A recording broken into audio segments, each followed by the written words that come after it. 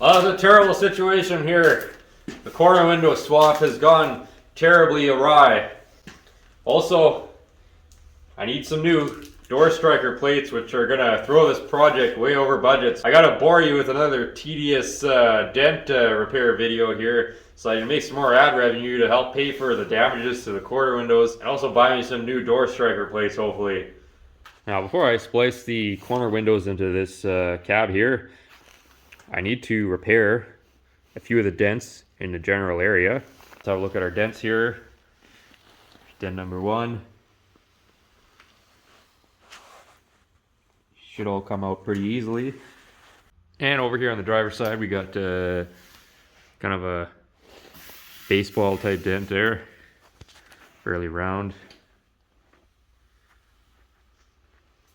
That looks like a crater on the moon or something. So we got to get that knocked out. There are dents all across the back here, but I don't have access to those right now. But I will eventually. But right now I just want to focus on getting the dents out of the area that I'm going to be grafting in the new corner windows. Now you're probably wondering why I didn't just cut out a huge area and eliminate the dents so I don't have to fix any dents at all. Well, this cab has dents too in the corner, so I wouldn't be gaining anything. Plus I want to keep the welding to a minimum, so we're keeping it as tight to the window frame as possible. So that's our reason there. It doesn't make sense to weld damage into the cab that also has damage, because you're not gaining anything.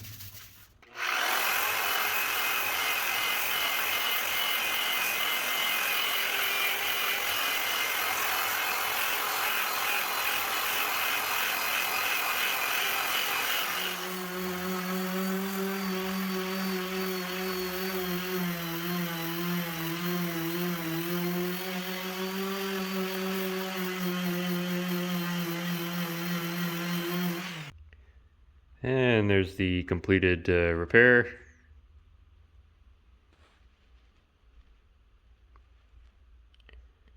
Well, the shape is back and there's no more dent. There is still a little ding here. I was able to rough out some of it, so it's not going to be an issue, but the inner structure runs right along here, and we're not totally committed to removing that yet. So the main issue though was this big dent here. We got rid of that. Can't even remember where it was exactly, but it was in this general area, so there you go. It's a completed dent on the passenger side. Seems like we got it.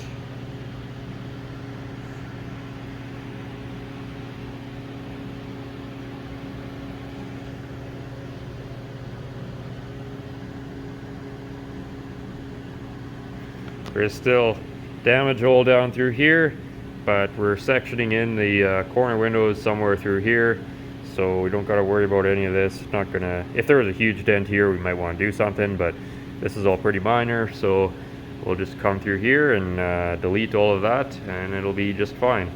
And that's what the repair looks like from the inside. There's not really any evidence that we were ever in here, so that's good. Not that it matters, because it's all getting covered up by the inner panel.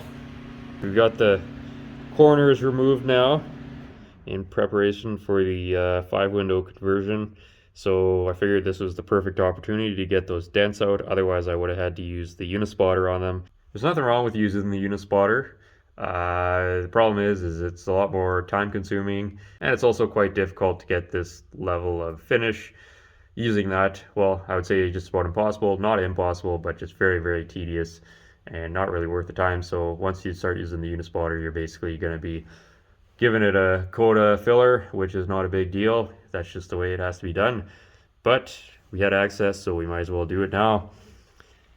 We've also basically kind of given up here and decided that we are going to be removing the rest of the inner panel, and that way I can do a better job of repairing the rust. There's also a bunch of dents on the outside that I don't have access to, so sometimes the longest road ends up being the shortest.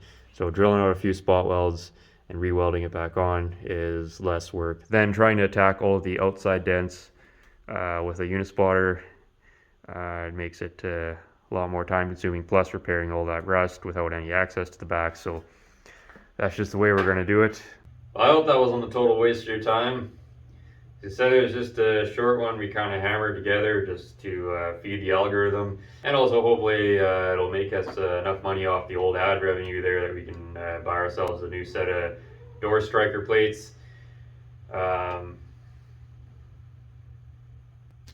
kind of checked the price of the new ones, and I think it's about, well, if I buy the little screws and everything, I think it's about 50 bucks Canadian for that, which I mean, it cost me more than that in gas to drive out to the wrecking yard and then find some and then drive all the way back.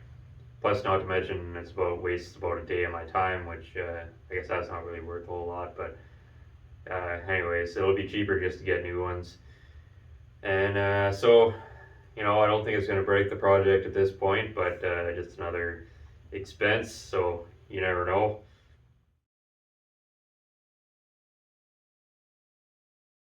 So that's my rant on that, and I think now that we're done ranting, I think it's a good time to end the video. So thanks again to everyone for watching, and huge thank you to all of you for all your support and encouragement on this project so far. And as always, thank you to our patrons and all the super chatters and super thankers who are all very super. So we'll see you all on the next one there when we're working on the corner windows again, and fixing more dents and fixing more rust and welding and grinding and all the stuff that people seem to want to watch. So thank you, and have a super day.